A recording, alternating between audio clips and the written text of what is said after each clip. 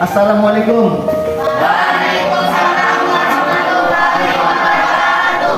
Apa kabar hari ini? Alhamdulillah luar biasa, tetap semangat, selalu ceria, Allah Akbar. SMA satu cara. Luar biasa, mantap.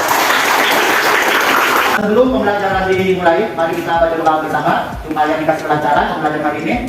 Doa dipimpin oleh ketua kelas. Silakan pimpin. Duduk, siap. Sebelum belajar, marilah kita baca doa terlebih dahulu. Baca doa di dalam hati mulai. Selesai. Ucapkan salam. Assalamualaikum warahmatullahi wabarakatuh. Waalaikumsalam warahmatullahi wabarakatuh. Oke, Bapak absen dulu. Fadrian? Ada. Ahmad Said? Ada, Pak. Aliuddin? Ada, Pak. Dita Novanita? Dea Fatiasari? Fahru Rodi? Fitri Rohimah? Muhaimin?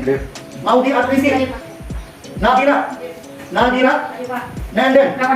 Sulasri? Zubrila? Sudena? Kalbia? Siti Romla? Subhana? Oke. Ada yang belum dipanggil? Tidak? Oke, makasih. Sebelum ke materi hari ini, Bapak akan tanya dulu materi tentang minggu kemarin. Ada yang masih ingat kita bahas apa minggu kemarin? Ada yang masih ingat? Ada, Pak. Ya. Tentang inflasi. Inflasi, oke. Apa yang disebut dengan inflasi? Ada yang tahu? Saya, Pak. Ya, sebutkan. Gejala kenaikan harga barang-barang yang bersifat umum dan terus-menerus. Iya, oke. Benar ya, itu pengertian dari inflasi. Yang kedua, jenis-jenis inflasi. Ada yang tahu? Saya, Pak. Ya, apa jenis inflasi? Inflasi sedang, inflasi ringan, inflasi berat, hiperinflasi. Hiperinflasi. Benar, kalian masih ingat pelajaran yang minggu kemarin. Oke, untuk pembahasan kali ini yaitu tentang permintaan dan penawaran uang. Apa sih yang disebut dengan permintaan? Kalian tahu? Ya. Permintaan uang adalah kebutuhan masyarakat terhadap uang tunai. Iya, kalau penawaran uang kembalikan dari permintaan uang, makanya ya. Udah perhatikan tabel berikut. Nah, lihat ada apa ini gambar apa ini? Timbangan, Apa? Timbangan. Apa lagi? Suplai. Supply, sama? Timbangan. Apa sih supply itu? Kalian tahu? Penawaran apa? Uang. Kalau demand? Penawaran uang, ya, jadi supply dan demand. Oke, gambar berikutnya. Ada apa ini? Meja. Ada meja, ada apa lagi? Palu. Ada apa lagi? Ada apa? Orang megang palu. Terus apa lagi? Timbang. Timbal ya. Ya di sini nanti ada pengaruhnya itu tentang. Di sini ada orang tentang ibaratnya kalau di perusahaan lelang ya, lelangan. Nanti diambil mana harga yang tertinggi. Jadi, apa nih? Ada yang baru? Apa lagi? Ada yang mana itu? Oke ya itu. Itu yang gambar yang ketiga. Gambar yang berikutnya. Ada apa ini? Ini foto siapa ini? Irvin? Bisa ya? Dia itu seorang apa? Mengemukakan teori permintaan dan penawaran uang. Betul. Yang gambar yang keduanya siapa? Ada tahu? Siapa? Jack Reiner. Iya, jadi dia itu sama ya yang mengemukakan permintaan dan penawaran uang. Alhamdulillah ya, Bapak sudah berarti di rumah sudah baca pintar semua. Oke, indikatornya yaitu mendeskripsikan teori permintaan dan penawaran uang. Selanjutnya, mengidentifikasi faktor-faktor yang mempengaruhi permintaan uang. Berikutnya, menghitung kecepatan peredaran uang. Tujuan pembelajarannya, melalui pendekatan saintifik dengan menggunakan model pembelajaran problem-based learning, metode diskusi dan tanya jawab, diharapkan peserta didik dapat mendeskripsikan teori permintaan dan penawaran uang dengan benar. Peserta didik dapat mengidentifikasi faktor-faktor yang mempengaruhi permintaan uang dengan benar. Peserta didik dapat menghitung kecepatan peredaran uang dengan benar. Ini tujuan yang akan kita pelajari hari ini. Materinya yaitu tentang teori permintaan uang, teori penawaran uang, faktor yang mempengaruhi permintaan dan penawaran uang, dan yang terakhir penghitungan kecepatan peredaran uang. Oke, Bapak akan bagikan bagi kelompok. Bapak sudah siapkan itu nama-namanya. Untuk kelompok 1 terdiri dari 5 orang. Pertama, Dita Novanita, Danila Hadianti, Lastri, Nabila, dan Fahru. Silakan bergabung ke temannya untuk kelompok 1 ini kelompok 1. Kelompok 2, Nenden, Fitri Rohimah, Muhaimin, dan Aliuddin. Untuk kelompok 3 ada Sudena, Maudi, Ahmad Said, Siti Romla, dan Subhana. Itu ada Adrian, Zubrila, Dea, dan Nadia. Silakan. Bapak akan bagikan dalam APB-nya untuk bahan diskusinya. Kelompok 1. kelompok 2, kelompok 3, dan kelompok 4. Ya. Silakan kalian kerjakan dengan kelompok kalian. Ya, Bapak kasih waktu 10 menit dari sekarang. Nanti kalau sudah selesai diskusinya, kalian presentasikan ke depan ya.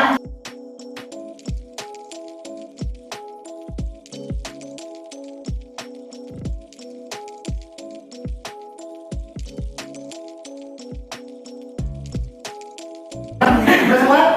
Ya, kalau sudah, silakan kelompok 1 dulu ya, yang maju yang berurut dari kelompok 1 silakan dipresentasikan hasil diskusinya, maju ke depan. Kami dari kelompok 1 akan mempresentasikan hasil kerja kelompok kami.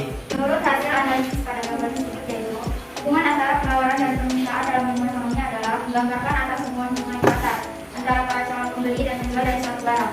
Model penawaran dan permintaan digunakan untuk menentukan harga dan kuantitas yang terjual di pasar. Teori permintaan dan penawaran uang. Teori permintaan uang. Teori permintaan uang plastik dikemukakan oleh Heiser dan Albert Marshall. Teori ini didasari pada pendapat yang dikemukakan oleh J.B. Fay yang berpendapat bahwa kondisi perekonomian suatu negara selalu dalam keadaan turun employment. 2. Teori Keynes. Masih transaksi. Menurut Keynes, banyaknya uang kas yang diperlukan dalam masih transaksi ini tergantung pada besarnya pendapatan. Motif spekulasi. Menurut Keynes, permintaan uang kas untuk tujuan spekulasi ini dipengaruhi oleh tingkat bunga. C. Motif bergantian jangka. B. Penawaran uang. Teori penawaran uang tanpa bank atau sistem emas. Dalam teori ini, permintaan uang tidak dipengaruhi bank, tetapi menggunakan sistem standar emas karena teori ini emas merupakan satu-satunya alat pembayaran dan perekonomian. 2. Teori penawaran uang modern. Dalam teori penawaran uang modern, menentukan jumlah uang yang beredar menggunakan standar kertas dan menyediakan jumlah uang beredar dilakukan oleh otoritas moneter atau bank sentral serta lembaga keuangan. Ada yang ingin ditanyakan? Saya perwakilan dari kelompok 3 izin bertanya kepada kelompok 1. Jelaskan hubungan antara supply dan demand dalam perekonomian. Izin menjawab pertanyaan dari kelompok 3. Dalam dunia ekonomi, istilah supply dan demand atau penawaran dan permintaan rasanya sudah tak asing lagi didengar. Sebab suatu transaksi tidak akan berlangsung tanpa adanya barang atau jasa dan penawaran maupun permintaan. Supply adalah jumlah keseluruhan barang atau jasa yang akan dijual atau ditawarkan oleh produsen pada berbagai macam tingkat harga. Terima kasih. Kami dari kelompok 2 akan mempresentasikan hasil diskusi dari kelompok kami. Menurut hasil analisis gambar di atas yaitu tentang penawaran dan permintaan suatu barang dengan cara dilelang. Penjual harus mengetahui bahwa suatu barang yang harganya terlalu tinggi di pasaran akan sulit dibeli oleh konsumen. Tetapi apabila harga barang tersebut terlalu rendah dan tidak sesuai dengan biaya produksi, maka produsen akan mengalami kerugian sehingga tidak ingin lagi memproduksi barang tersebut. Seorang produsen harus menimbangkan harga jual barang sesuai dengan biaya produksi, pengambilan keuntungan, tetapi tetap mengupayakan agar harga tetap terjangkau untuk dapat dibeli konsumen. Hal ini dinamakan sebagai penawaran. Yang B, faktor-faktor yang mempengaruhi permintaan uang, yaitu 1. Kekayaan masyarakat, 2. Tersedianya fasilitas kredit, 3. Kepastian tentang pendapatan yang diharapkan, 4. Harapan tentang harga, 5. Sistem pembayaran yang berlaku, pendapatan real, tingkat suku bunga, tingkat harga umum, tingkat diskonto, cadangan kas, dan kebijakan pasar terbuka. Bagaimana? Apakah ada yang ingin menanggapi? Perwakilan dari kelompok 4 izin bertanya, jelaskan pengertian permintaan dan penawaran uang. Sekian. Izin menjawab pertanyaan dari kelompok 4. Permintaan uang itu adalah suatu kebutuhan masyarakat akan uang tunai. Berdasarkan teorinya, permintaan uang ini dibagi menjadi 2 bagian, yaitu teori uang dinas, uang klasik, dan teori uang Keynesian. Pada hakikatnya, penawaran uang adalah jumlah uang yang tersedia dalam suatu perekonomian. Kelompok 3 ingin menambahkan jawaban untuk kelompok 2. Permintaan uang adalah jumlah uang yang diperlukan masyarakat dalam suatu waktu tertentu, sedangkan penawaran uang adalah jumlah uang yang beredar dalam perekonomian pada suatu waktu tertentu. Terima kasih. Kami dari kelompok 3 akan mempresentasikan hasil diskusi kelompok kami. A. Menurut hasil analisis gambar di atas, yaitu tentang permintaan uang kertas yang baru yang bernilai 75.000 dengan tujuan untuk dikoleksi karena uang baru tersebut di pasaran belum semua orang menggunakannya. Untuk mendapatkan uang ini, masyarakat harus menukarkan uang dalam jumlah yang sama ke Bank Indonesia. Artinya, pertambahan jumlah uang beredar akibat keluarnya uang pecahan 75.000 ini diikuti dengan pengurangan jumlah uang beredar dalam jumlah yang sama akibat masuknya uang pecahan lain ke Bank Indonesia. Meskipun uang pecahan 75.000 ini sah sebagai alat pembayaran, namun ia dinilai motivasi utama sebagian besar masyarakat yaitu untuk mengoleksi akan menahan uang baru untuk beredar di masyarakat mendapatkan uang tersebut hanya untuk dikoleksi, bukan untuk digunakan dalam transaksi sehari-hari. D. Faktor-faktor yang mempengaruhi penawaran uang. Yang pertama, tingkat inflasi atau deflasi, yaitu bank sentral akan cenderung mengurangi penawaran uang. Tujuannya adalah untuk mengurangi atau meredam agar inflasi tidak semakin memburuk. Yang kedua, tingkat bunga, yaitu faktor utama yang menentukan jumlah uang beredar. Ketika tingkat suku bunga tinggi permintaan, uang kas akan turun karena masyarakat menganggap jika uang disimpan lebih menguntungkan. Ketiga, tingkat produksi, yaitu pada tingkat produksi yang rendah, pemerintah cenderung akan memperbanyak jumlah uang yang beredar. Tujuannya untuk meningkatkan permintaan agregat.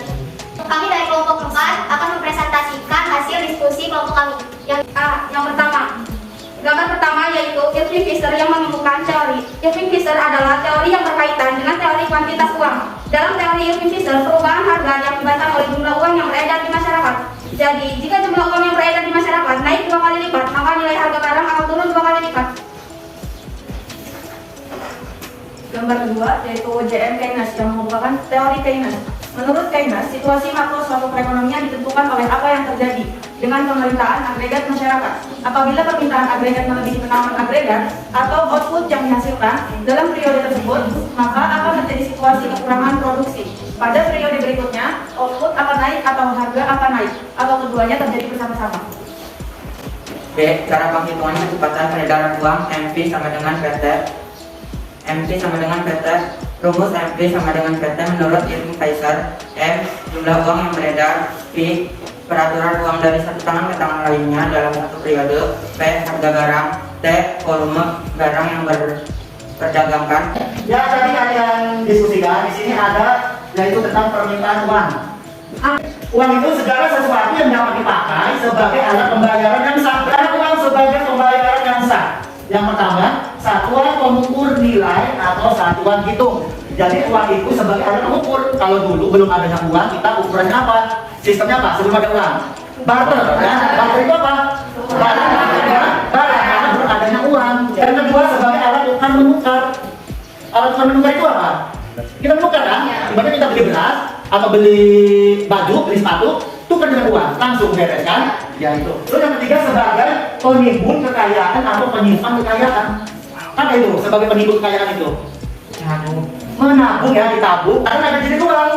Jenis uang itu ada uang kartal sama uang giral. Bahwa itu uang kertas dan uang logam yang dikeluarkan oleh Bank Indonesia. Berarti selain Bank Indonesia tidak bisa mengeluarkan uang tersebut, hanya yang bisa atau berhak yang mengeluarkan uang itu yaitu Bank Indonesia. Yang terdapat uang kertas, ya, kalau uang logam. Dan selanjutnya ada uang giral. Apa uang giral itu? Uang yang digital. Ya, contohnya yaitu cek. Terbaru, karena zaman sudah semakin maju, sudah modern, ada uang digital. Apa yang termasuk uang digital itu? ATM. Nih, ini contoh dari uang digital ATM. Oke, orang memegang uang tunai. Yang pertama sebagai transaksi. Transaksi sehari-hari ya, untuk berbelanja, belanja apa saja. Yang keduanya berjaga-jaga. Berjaga-jaga itu maksudnya apa? Untuk pengeluaran yang tidak terduga. Yang kedua spekulasi. Apa spekulasi itu? Dia mendapatkan keuntungan atau penghasilan ini. Spekulasi ini kita bisa punya uang banyak ya, diinvestasikan. Kalau yang mempengaruhi ada tinggi rendah pendapatan dan frekuensi mendapatkan upah atau gaji, itu faktor-faktor yang mempengaruhinya. Ya, teori ya, yang ini dari teori itu ada Irving Fisher yang tadi sudah dipresentasikan, ada J.M. Keynes dan J. Tobin. Sudah paham dengan materi permintaan dan penawaran uang? Kalau dari hari ini, apa yang kalian sedang? Di antara kalian ada yang mengenal materi hari ini? Ya, silakan. Materi yang disenangi tentang teori permintaan uang. Ya, kenapa? Karena kita bisa tahu bahwa yang mengungkapkan teori permintaan uang yaitu Irving Fisher. Irving Fisher. Ya, kenapa yang mau menyimpulkan materi hari ini? Oke, silakan. Kesimpulannya adalah yang pertama, hukum permintaan dan penawaran adalah teori yang menjelaskan interaksi antara penjual dan pembeli untuk suatu sumber daya tertentu. Baik permintaan maupun penawaran bersifat saling berkebalikan yang nantinya akan berpengaruh pada harga barang atau jasa yang dijual. Yang B, ada beberapa faktor yang mempengaruhi jumlah yang beredar atau penawaran uang. Salah satunya melalui konsekuensi pada angka penggadaian uang yang tergantung pada nilai dari uang kartal dan cadangan bank. Sementara itu, faktor yang mempengaruhi permintaan uang antara lain pendapatan, harga, tingkat bunga, dan selera. Sekian, terima kasih. Untuk materi minggu depan, yaitu tentang bab 4, yaitu tentang kebijakan fiskal dan moneter. Kalian nanti dibaca-baca ya, dari minggu depan pas pelajaran kalian sudah tahu apa dari kebijakan moneter dan kebijakan fiskal ya. Sebelum ditutup, yaitu Bapak sudah kasih tugas di dalam PD, ada soal-soal di situ, Bapak sudah buat soalnya. PG kalau kira-kira ada 30 dan SN 5 silakan kerjakan, nanti dikumpulkan besok ya, Bapak tunggu hasilnya, kumpulkan di Bapak hasilnya. Gimana, sudah paham dengan tugasnya? Bisa dipahami?